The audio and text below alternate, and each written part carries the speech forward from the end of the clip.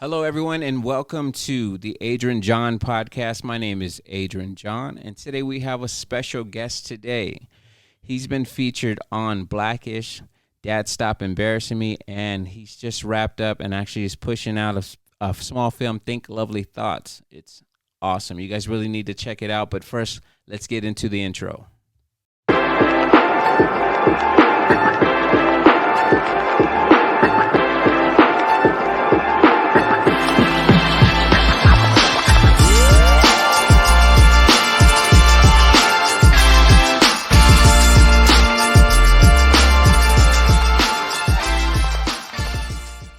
Hey. So the man of the hour we have Roy Williams Jr. How you doing? I'm good. How are you?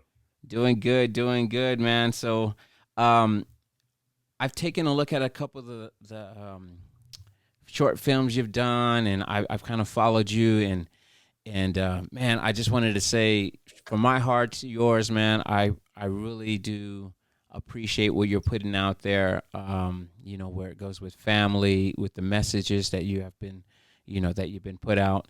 But I just want to go ahead and give you the floor for a moment, and so you can just kind of introduce yourself and how you got into acting. Yeah. So what's going on? My name is Roy Williams Jr., and I'm an actor out here in LA, grinding. I'm also a father, a Black father, as you can see by my shirt. I have two lovely girls, and I have been happily married to my wife for 10 years. So we are here in Los Angeles living our best lives. How I got into acting. It's a funny story. I'm from the Panhandle, Niceville, Florida. I was working in Destin, Sandestin at Nike Outlet. I was actually working cashier at the time. And a guy came in the register and he hands me his card and he's like, well, hey, we got this play that's going to go on at the conference center. You should come and audition. And I'm like, you want me to what? Audition for a play? Is like, I've never acted in my life. What? I took his card anyway because all I could think of at that moment and all day was the movie Glory with Denzel. I just remember going to history class in at Niceville High School, and we would watch that movie probably at least once a month. And Denzel was my favorite actor. I'm like, man, I want to be Denzel. I want to be Denzel. It's like, I'm not going to turn this down, right? So I go in and I audition, I think in like a couple of days, and I did the monologue for training day. That was my audition piece. And they liked it. And he was like, all right, cool, I like it, but let's do some improv. And this is a funny story. So what the director does, he comes up to me and he's like, all right, you ready? I'm like, yeah, I'm good. He's like, let's go, right? So he just gets me and he pins me against the wall and he pretends like he has a gun like to my head. And so that was like the whole improv. I'm like, yo, what? You know what I mean? So I'm just like reacting how I think it should go. Long story short, I end up booking a small role called, the play was called Hollywood Comes to the Emerald Coast. And I think pretty much the rest was history. I just kind of fell in love. I just remember being on stage and everybody just looking on. And I'm like, yo, there's something about this moment, right? And I just really kind of started studying the craft from there. And I really wanted to study just the whole craft and not just acting. I wanted to learn more about film. Although it was a theater play, I just wanted to be like Denzel. That was it. It was like, I want to be on TV like Denzel. I want to be a film star or a TV star.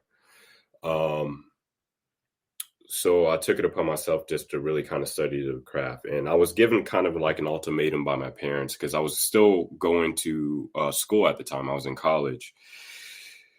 But I wasn't doing as well as I should. So my dad was like, look, you have a couple of options. You either join the military or you could, just do better in school, but you're going to have to like figure out where you want to go. Right. So I had a friend, Cedric Johnson was his name. He was going to Full Sail in Orlando, Florida, and he was studying music, but I wasn't interested in music. I was interested in film, but they had a film program. So I started to look into that, and I was like, all right, so this is what I want to do, Dad. I don't want to do the military. Nothing wrong with it, but I want to do this film thing. A good thing with my parents, and I've always been blessed from this standpoint, is that they've always supported me no matter what. And no matter what type of crazy ambitions or dreams I've had, they were always there to back me.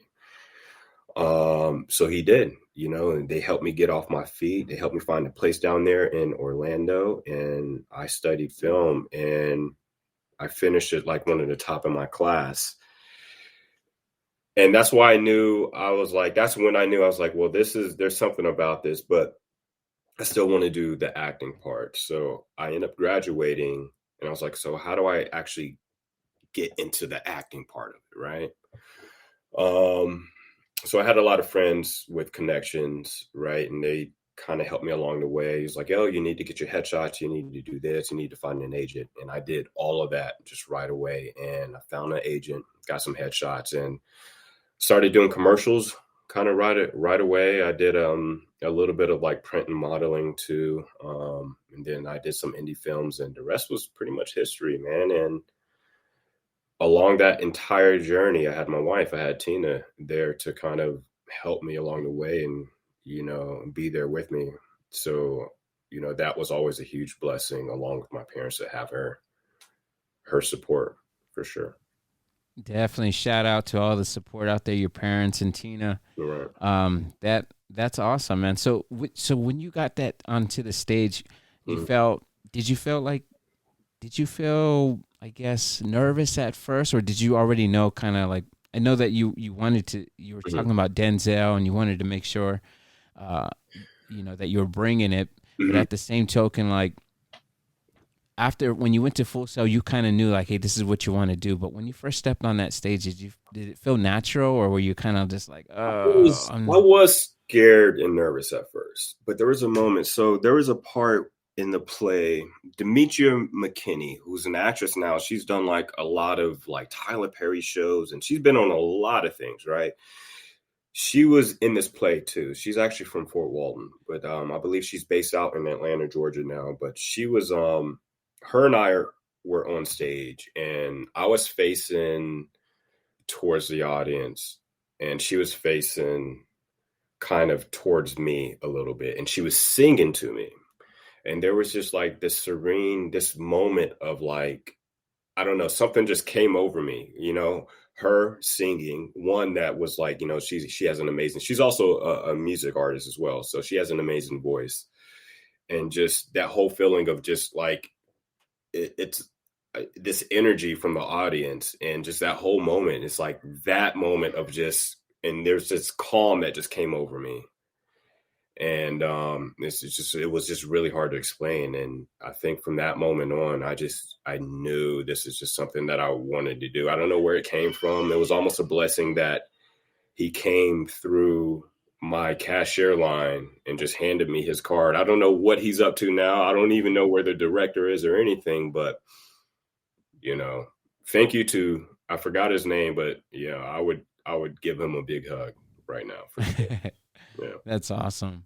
Yeah, that's awesome. Especially, like you said, it's just out of the blue, and then now you find that this is definitely your career path. You're reaching success, and we'll see if we can find him someday. I'm sure we'll see what we can do. Okay, so like so after Orlando, you found yourself moving out to LA, was it? I did. All right. So another crazy story. It's weird how everything kind of falls into place. So it was always a dream. Of course, as an actor, it's always a dream to come out to like to Los Angeles or to New York. Los Angeles just was the destination I wanted to come to, right? Or me and my wife. So I had a friend in Orlando who actually used to live out in Los Angeles. And he used to do a lot of soap operas and stuff like that. And he knew I was doing a lot of the acting in Orlando. And he was like, well, if you ever want to move out to Los Angeles, I have a manager, or I had one, I can, give you his contact information, yada, yada. I'm like, all right, cool, whatever, it's like, I'm not going to pass up on any opportunity. Right. So I got his opportunity, and I ended up emailing that manager. I'm like, hey, I want to move out there soon. Didn't know when, I just like, that was always a dream, here's all of my material. Here's my headshot. Here you go. Didn't hear anything for a while. Right. I told Tina, I'm like, we should, maybe we should try to live out there, It's like, well, how are we going to get out there? It's like, I don't know. I don't know. It was like, well, let's just try to figure out something's going to happen. So Tina ended up having, I think, a meeting in San Diego or something like that, if I can remember correctly, like a job meeting. And she flew out here, out there, and she invited me to come along. I was like, yeah, I'll go. I want to go out, whatever, So she was going back and forth from meetings, and I think she had one in LA too. And I just happened to email the manager again, and he hit me back. I'm like, look, I'm going to be out there. Maybe we can meet, whatever. Let's just, let's chop it up and, meet face to face. And I end up setting up a meeting with the manager out here in LA. So we had the meeting. I thought it went well. I brought all of my materials, and it's a cool guy. His name was, I'm not with him anymore, but God bless him. Glenn, very nice guy. And I remember him at the meeting. The one thing he said is like, look, if you want to take this serious, I'm going to need you out here in a year. I'll represent you, but you have a year time frame to actually come out here and live out here. I'm like, okay, I'll make it work. We had no clue. I just told him that thinking, all right, we got to be out here in a year. And that was it. Just so happened. And that was in October of 2012. And Tina was just, just job searching, right? And she just so happened to have a job interview with a company called Donor in September, and she ended up getting the job in October of 2013. So a year to the date, and this is a true story. I'm out here in October of 2013. Just like right on schedule. And it was like my wife just happened to get a job, and it was just a blessing, dude. It's all been a blessing how it's all happened like this. That's some say, oh, it's a coincidence. No, I strongly believe in faith, and Right. that right time, and it seems that everybody's pulling for you. So that's awesome when things kind of like, especially when you don't know how to get out there, and then all of a sudden an opportunity comes up. It's just like, hey, boom, that is awesome, man. Yeah, man. It was just, and I tell people that story all the time, and they're like, oh, really? To the date? I'm like, yeah, October 2012 to October 2013, as promised. I told them I was going to come out here in a year, and I was out here in a year. So yeah. With that, what was the next step that you took once? I mean, you met with the manager at that point, and then things just started rolling off for you, or No, was there still a lot of? There was still a lot of stuff. So, in this industry, you really have to network and make connections, and you have to meet the casting directors, and you have to show face, right? And I say show face is like, you have to really, you have to do a good job when you're auditioning, in person, and they have to remember you somehow. So you have to make an impression, is what I mean. So I think just establishing those relationships with the casting director, with these producers, and sending out your materials to these casting directors and producers. So you're starting from the ground. It wasn't like how it was in Orlando, where all of the casting directors and producers, directors, they already knew me. It's like I'm a very small fish in a huge pond now. This is the Mecca, right?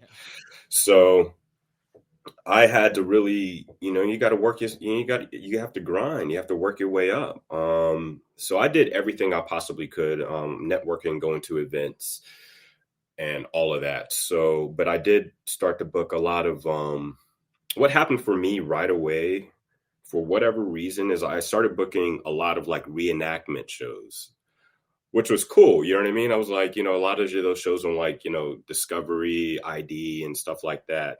So I booked probably, honestly, I've worked on about 5 or 6 of those shows.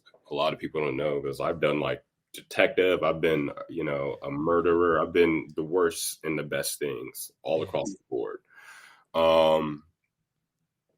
But that wasn't the end goal, of course. I wanted to do more, network TV and stuff like that, and cable TV. So that happened right away. And then my wife ended up getting pregnant with Evangeline in 2014. So that came in as well.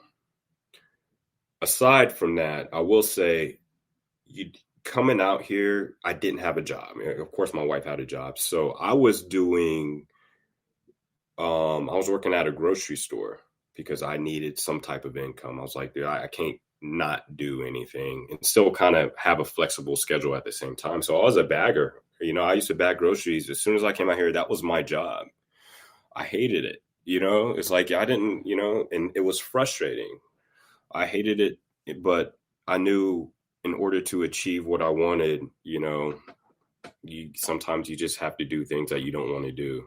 But I had an end goal to become an actor and to be a successful actor on TV or in film. And now that I had a daughter, which ended up being a blessing because it like shifted my focus, because now I wasn't just doing this for me and Tina, I have a daughter now. So what happens is just like, you get tunnel vision. So that came pretty much right after. So I got out here in 2013, and then Evangeline was born in November of 2014. So that's what happened right after. So I took a small break because, to help my wife out and, have a newborn, my first child. And that happened right away. And then after everything started to settle down, things started to pick back up. And I booked a show called Being Mary Jane that shot in Atlanta, which was a huge blessing. I love Atlanta. If you've never been, that's an amazing city. Atlanta is I love that city so much. So I did a show called Being Mary Jane. I did a few episodes, met some amazing people, BJ Britt, Gabrielle Union's on that show as well. Sad it got canceled, but it was a cool show to work on. That's awesome. So what I get, and I really respect the hustle, is that you took a leap of faith. You didn't have a job, but somehow everything just worked out. Your wife had a meeting, and you went out there. A year to the day, you talked to that manager, and obviously you made it out there. But then you still put in a lot of work, a lot of hard work and dedication to get yourself seen. And you took the job of bagging groceries just in the meantime because the end goal was that, hey, you're going to do, follow your dream and career. And then, like you said, you had your firstborn. And I can only imagine some people really get, and rightfully so, you have a family, you got a newborn, you start working and feeling that, hey, you have to provide. I'm glad that you didn't just stick to the grocery option and say, and where you knew that money was going to be coming in, you still pursued your dream, even though you took that time off. Hats off to you, because there's a lot of people that get stuck in, I guess, being comfortable with a 9-to-5 instead of pursuing that dream that they were chasing. Right. And I could only imagine, like you said, when you were in Orlando, you were getting things rolling, headshots, putting everything together so you can get seen. I can only imagine, like you said, once you got tunnel vision, like how much more you were just so focused. Like there was no there was no failure. So it was only gonna like, hey, you're going to succeed. You're going to do everything that you needed to do. Mm-hmm. And I think people can really um, be inspired by that, because there's a lot of things that happen in life, and just people get sidetracked or they stop. But this is a testimony that you just got to keep going and pushing forward. Um, and I love that you said her name is Evangeline. Evangeline, yes. Yeah. Evangeline. Yeah. So I did see the post that you guys did that of I believe Batwoman, Yeah. that there was going to be someone of color Mm-hmm. playing that role, and your daughter was excited to see a superhero Mm-hmm. who looked just like her. Can you Right. elaborate a little bit more on that as well? Right. That's that story. That picture happened to come from a film that I did called I Too, and I just happened to post it on Twitter, thinking nothing of it. I was happy to see Batwoman, and I was happy to see that Batwoman was going to be black. And I was like, oh, and then I showed my daughter the picture of Javisha, the one who plays, she's the lady who plays Batwoman. And she was excited. She has nice curly hair, just like Evangeline, and it just shows representation. And I just wanted to post that on Twitter. And the tweet just happened to go viral. And Javisha saw it, and other people saw it. The producers of the morning show, I forgot the name of the morning show, they happened to see it as well. And then they reached out to me in message, and they're like, "Yo, we'd love to, have her like say something about the show and all of that." And I was like, "Yeah, I'll record Evangeline. I'm sure she'll say something." And it came out, and I guess the rest was history. I just think representation is just so important. It's important to see ourselves as Black and brown people on TV, because we can resonate with that and that life much more than just seeing a Caucasian. And nothing against that, because but everybody is just everybody's different. But yeah, that tweet just blew up out of nowhere. I was like, yo, this is crazy. Everybody was just retweeting it. I think Javisha reached out to me, and she was like, yo, I love this so much, and thank you. And I was just happy for her. We actually have, like, I don't know if she even knows, but we have like mutual friends.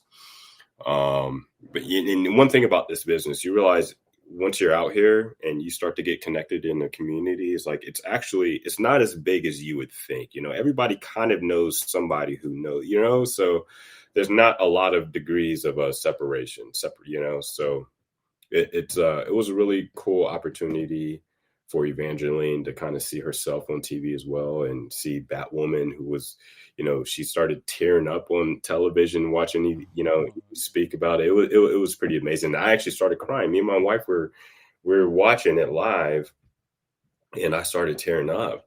I was just like, man, this is, it's amazing, because it's bigger. It's bigger than us. It's for all people of color. And we've been fighting for something like this, to see representation on TV, or just like in the workplace, period, at higher positions. It's just something that's bigger than us, and I couldn't control my feelings at that point. No, that is, that's definitely, I'm sure, went viral. It made a big impact on Mm-hmm. people's lives. You know, especially to see,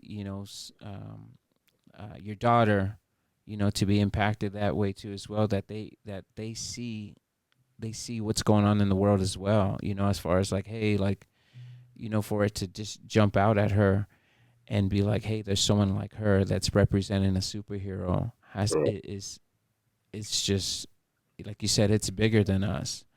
Mm-hmm. And I think that's a beautiful thing, and that's one of the big reasons too that I'm super happy to have you on this podcast is what you represent.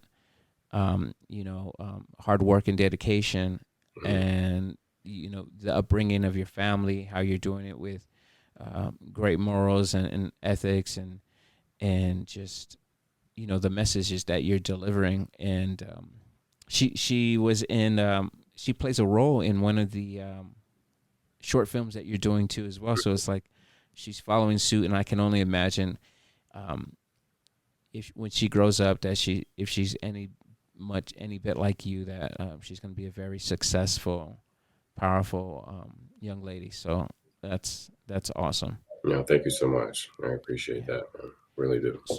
So with some of those roles, like you said, what we're talking a bit about, when you go into roles, are you looking for anything specific? Like just like, is there an end goal of having an impact on people's lives when you're really doing a lot of these TV shows or short films, or is it just kind of like just following that career path? It's a little bit of everything. Usually with the short films and the indie films. I'm sorry, my daughter. I don't know if you can hear my daughter. My 1-year-old. She's wild. I love her to death, but she is wild. But it's a little bit of everything. With the short films and the indie work that I do and that I usually direct or I'll produce and act in, I kind of want that type of work that I do to resonate with, people like myself, and meaning like Black and brown people, minorities. I like to do that type of material that can help change or, change like the narrative, so to speak.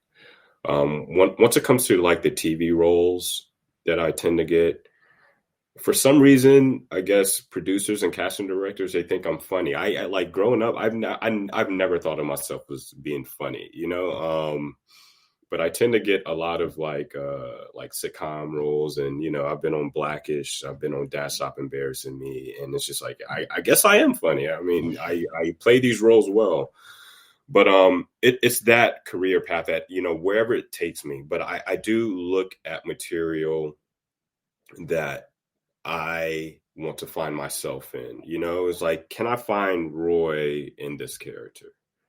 And if I can do that, I can bring an authenticity to that character and have it be authentic and natural. And it's easy for me to act that way because when I'm performing, I don't want to show that I'm acting. I just want you, I want you to see me. This is just another part of me.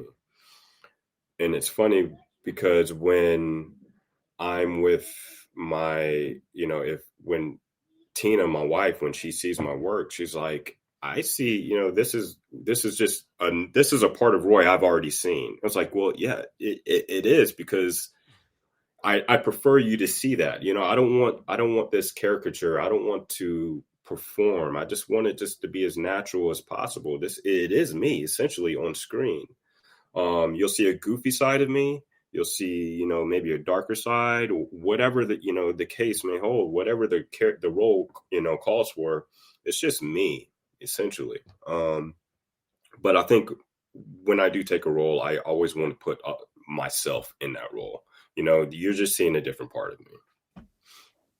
Gotcha. Speaking of roles, and you say it's being a part of you, I want to go ahead and play a short clip of the recent roles that you were in, Think Lovely Thoughts, and we'll go ahead and take a look at it. And I do have some questions that I definitely want to ask you about, as far as when it comes to how you approach it, because I watched it and it touched me.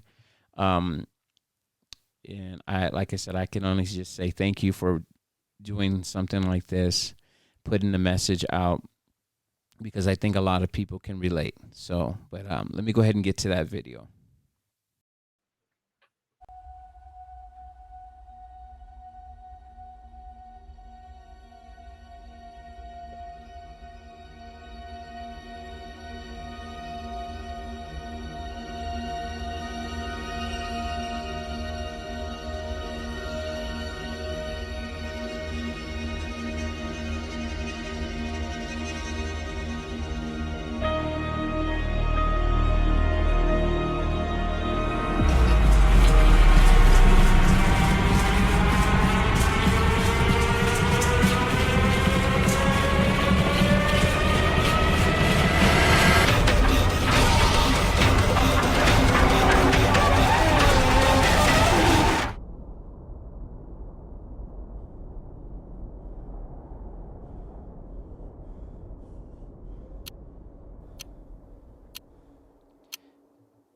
So think lovely thoughts. When I watched that, like I really got sucked into the message, and I felt, in a sense, some of the feelings that the character you played was feeling.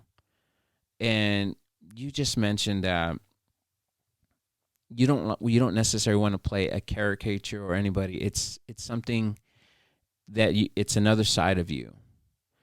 With that being said, how did you approach, I guess, showing someone that vulnerability on screen to get across the message and really nail that performance? Um, well, I had to be real with myself and kind of discover those parts of myself that I really didn't want to go. But I knew I had to go certain places to make it real. And it was a good thing because it was a little scary. It was a good thing because I really did have a really good director, and it was his story that he wanted to tell, that he wanted me to tell for him. Um, but what he didn't know, it was almost in a sense a story, maybe not to that magnitude, but that I've dealt with personally as well. So again, it's when I got the script, I read through it one time and I cried. And I remember my wife was in my daughter's room, my youngest daughter's room. And I was like, well, I just got the script. I'm going to do this role. I'm going to take it. And, here, you look at it. And she loved it as well. But the communication, I had really good communication with Steven, who was the director and writer of the film. And the only thing I really asked from him is just to, like, we had to be there for each other, right?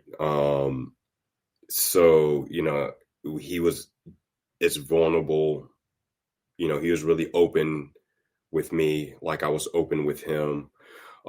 He would send me like clips, and what I asked for, he would send me clips of like those different like modes or different like levels of depression, or so I mean, he would talk through anxiety, how he felt person, and I was like, yo, so how do you feel, like what's going through your head when you're going through this type of like breakdown? All right, what's going through your head when you're going through this type of depression? He would send me like audio clips of him just talking through those moments. So I would listen to that. He sent me like a playlist as well. So I would listen to this playlist to kind of get me in that headspace. And then I had to just do a deep dive and find moments in my life where I felt like that. And it's not easy as an actor for anyone just to kind of take yourself through those moments. But I think we all have those moments or had those moments. We've dealt with trauma, we've dealt with depression, we've dealt with these real life things. And in order for it to work on screen as an actor, you have to, for myself, I mean, everybody has their different, their different processes. For myself, in order for it to work, I'd have to take myself there. So I went there, there's clips in the film where, I'm looking at my daughter on a phone, and there's things that I'm going through in my head that, I have to go through these emotions, so this is what I'm really going through these things, I can't pretend to cry, I can't pretend to go through these, I can't pretend to do that. I just really have to do it. They weren't easy, but the thing, it was so gratifying and fulfilling as an actor to do that and to stretch my acting muscle, because I knew it was going to be hard.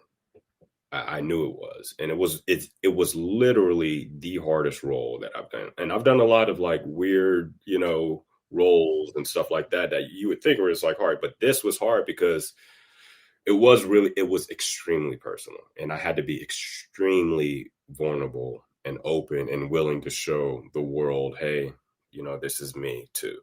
I'm just like you.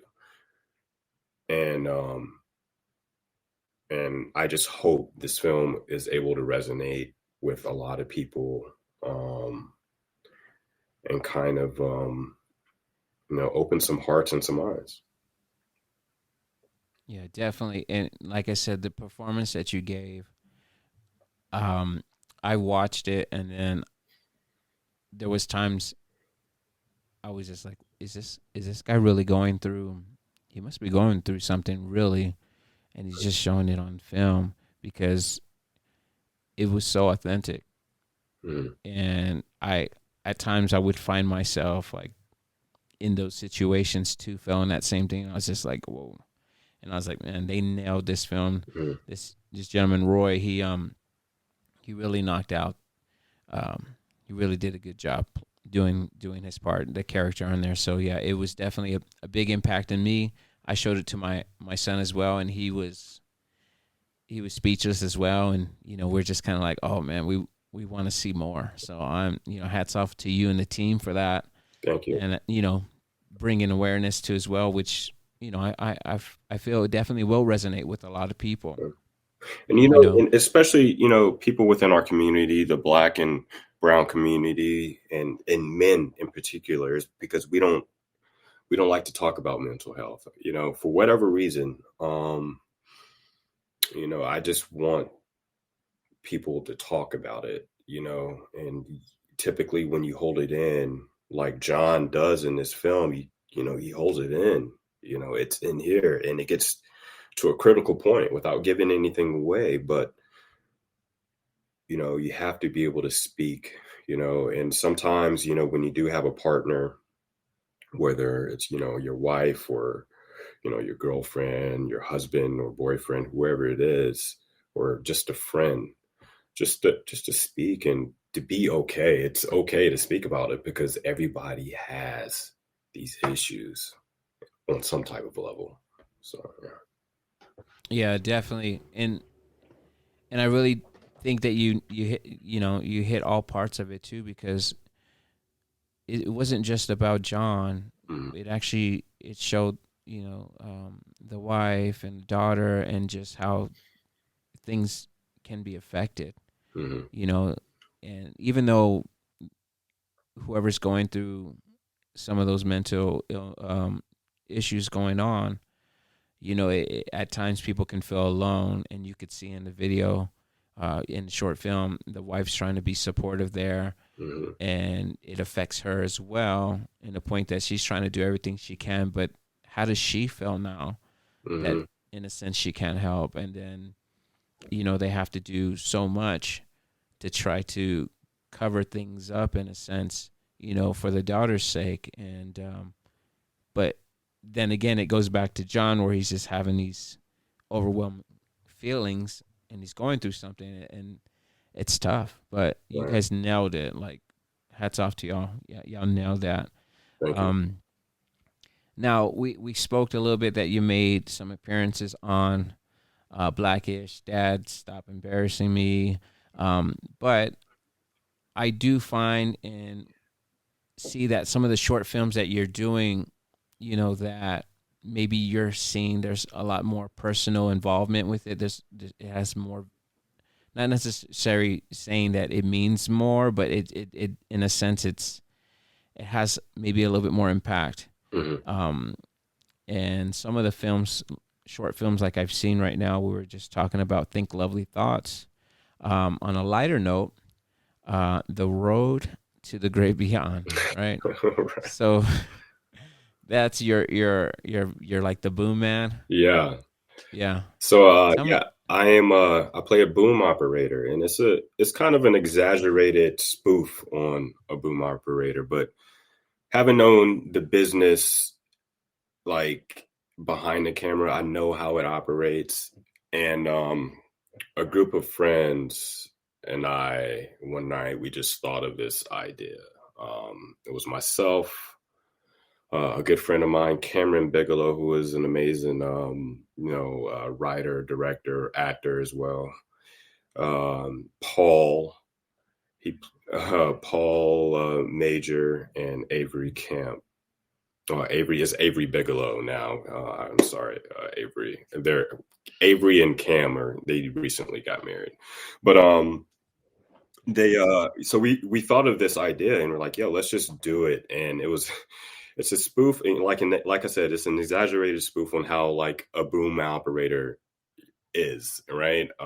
So he takes his job. This one in particular, his name is Mike. Hence, like it's a spoof on Mike because so his name is Mike.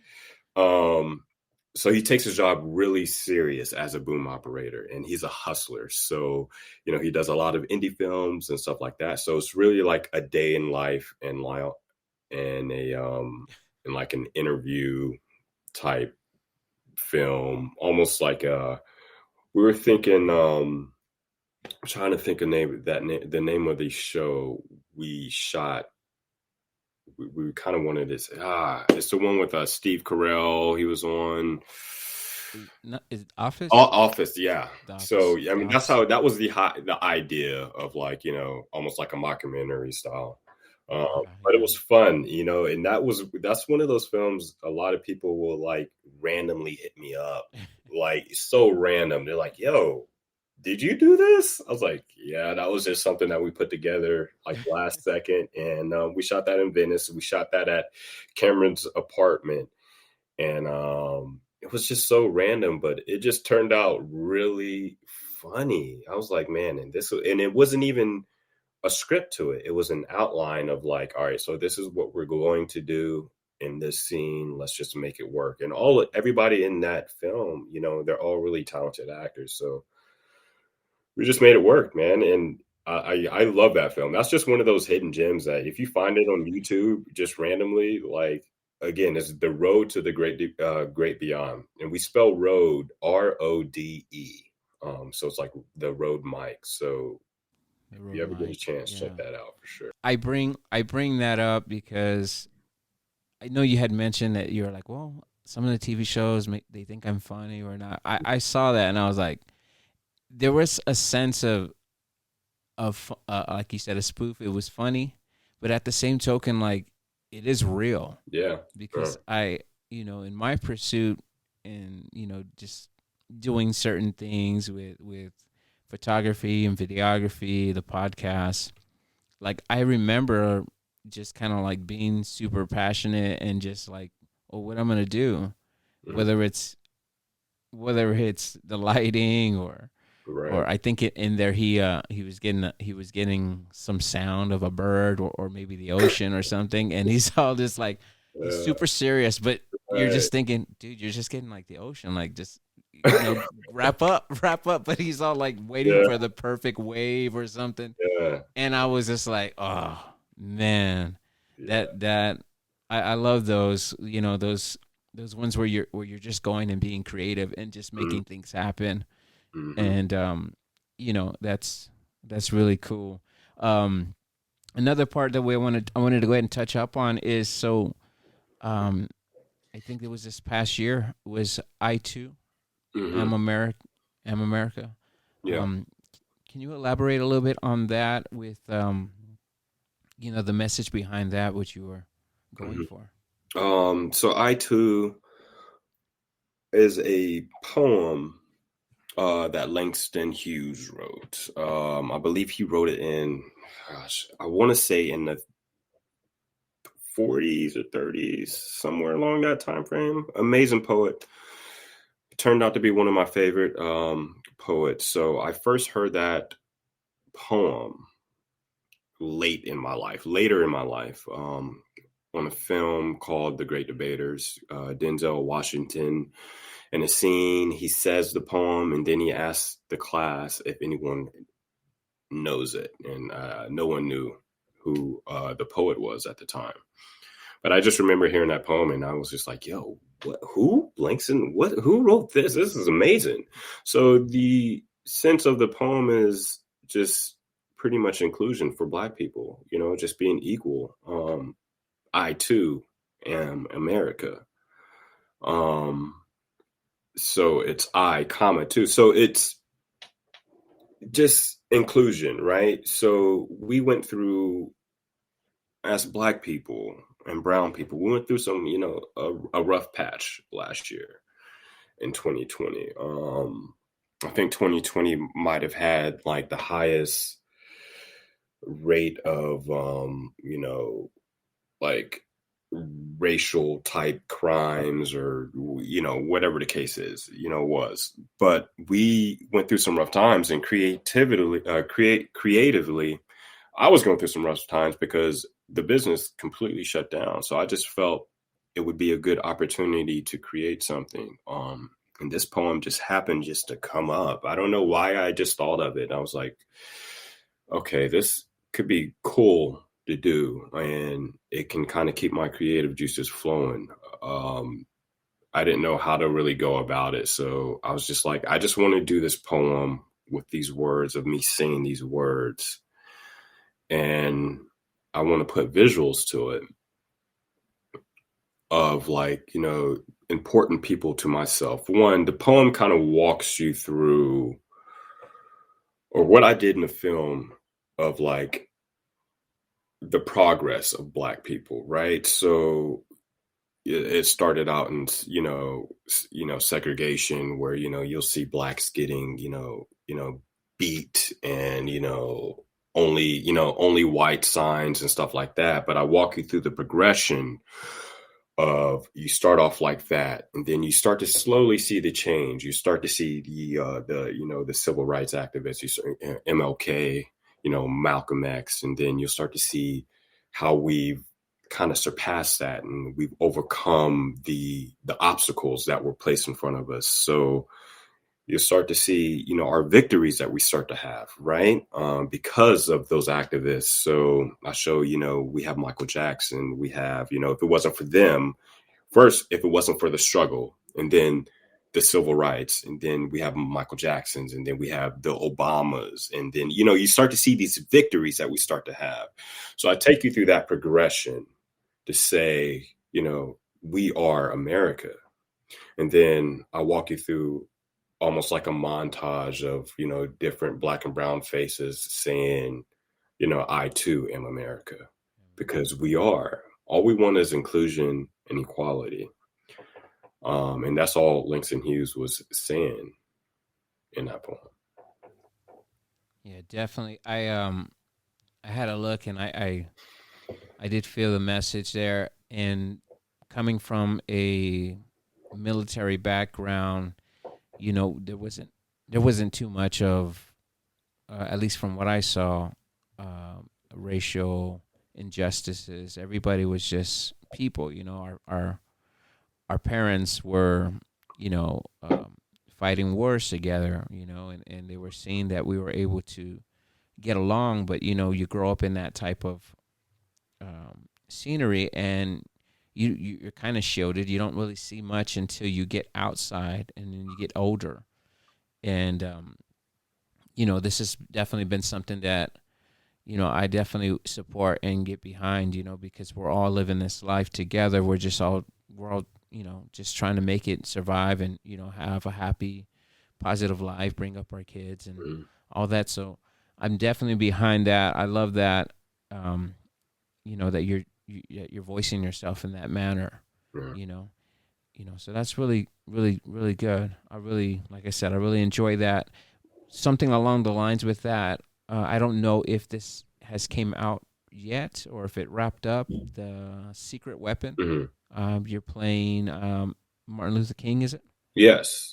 I'm playing Martin Luther King in this one. It's still in post-production, so they're still kind of working on like the editing and stuff like that. That one came along just out of nowhere. So my agent sends me the audition, and I'm like, cool. All right, I get the audition. I just think it's like some regular, it's like something I just put myself on tape for it. And I look at, and I read the description, like Martin Luther King. I'm like, Martin Luther King? I'm like, what?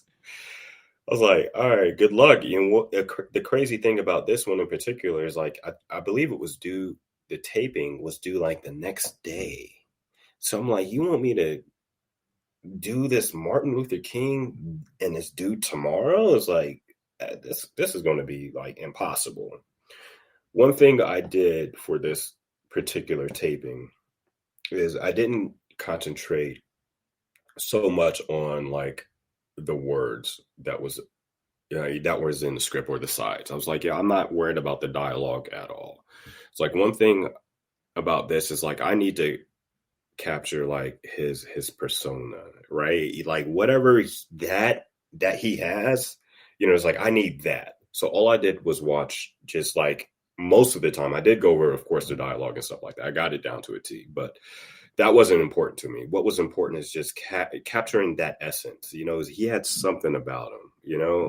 So I just watched a lot of his interviews, not so much his speeches, because Martin Luther King speaks when he's just having a conversation with regular folk. He speaks so much differently than like his actual speeches, like his dialogue. So in this particular film, I don't have any. This is like I'm not doing like his big speeches. It's just I'm talking to just the people, my friends, Reverend Abernathy and all that. So I concentrated on just his interviews where he was just talking to just regular people. So I watched that for, I don't know, hours. I bet you I've watched every interview that they have of Martin Luther King on YouTube. No lie. And really just going back and just trying to get that essence and that feeling, whatever. And then naturally you start to pick up on like his cadence and how he talks, and he has this certain rhythm, and you know what I mean? I mean, he was an amazing, a lot of people don't, he's like, his voice was amazing. Why? Because he was a singer. A lot, he was, he was a singer in church. A lot of folks don't know that. But yeah, man, and did that, and I think that's going to turn out. I cannot wait until that one comes out. So yeah, that's going to be a good one for sure. Yeah, especially with all, like you said, you were digging deep to find out his mannerisms, and the cadence and talk, the walk and everything, the whole aspect of him, not just what most people know him for with the big speeches. So yeah. I definitely, I can't wait to see that, come out and really compare the two. I mean, that's the type of person I am, but I'm pretty sure you're gonna nail it, like you've nailed all the other ones. Yeah, does this feel a little bit more in line with what your message has been about? I guess just having the ability to be of a black man being noticed, to be seen, to be included. Yeah, man, it's these roles that I've taken on and the projects that I've done lately have just, they've all kind of aligned with who I am. And I don't know if that's just,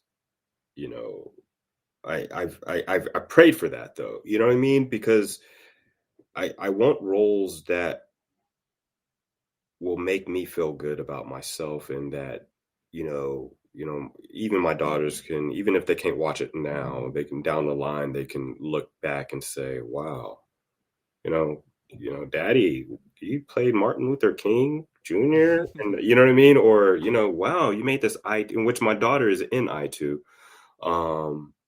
But I don't think she understands. She just, she's just in the movie, I don't think she understands what it really means. I can explain it to her as much as I possibly could, but she doesn't really, explain. She doesn't know the bigger picture, right? She's only 6, which is understandable.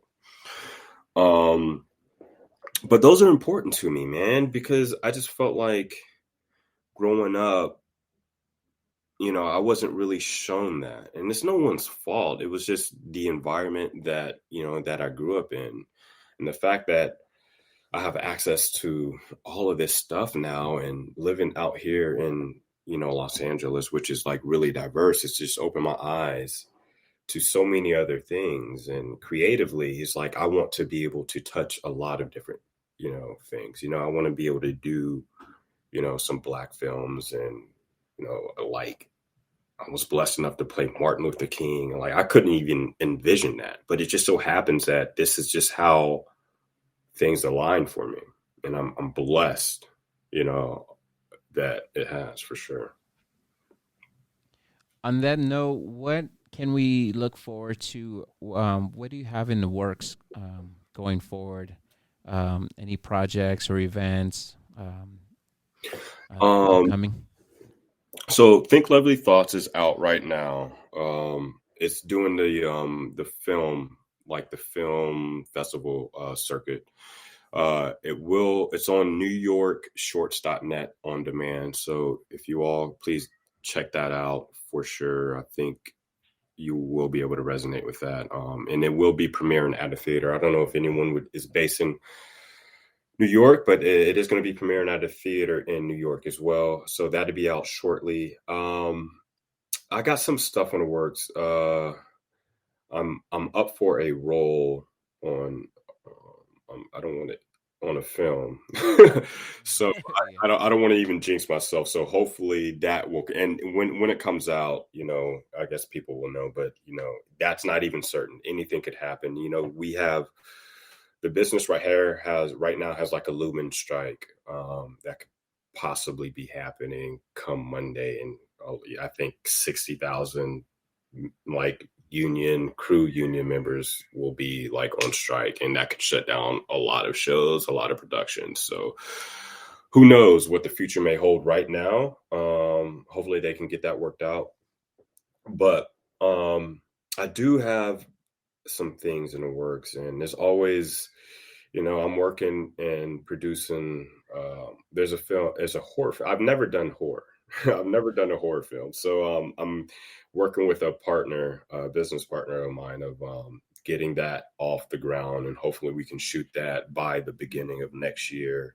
We have a plan to shoot that in Big Bear, California, so that should be interesting, and there's a little bit of social commentary in there as well. So I don't know, it just so happens that's just kind of what I want to do, and that's where my acting kind of leads me, where it's been leading me lately. But yeah, that's what's coming up. But I would say for right now, definitely Think Lovely Thoughts, and I hope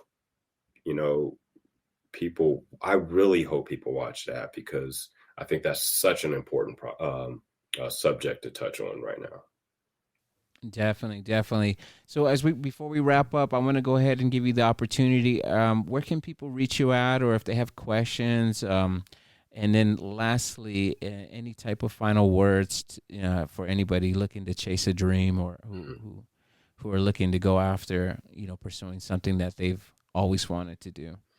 Yeah, so I do have some social media handles that I try to get on as often as possible. I'll reply back to messages. So my Facebook is actor Roy Williams Jr. That's ACTOR, Roy Williams Jr. My my Instagram is I am Roy Williams Jr.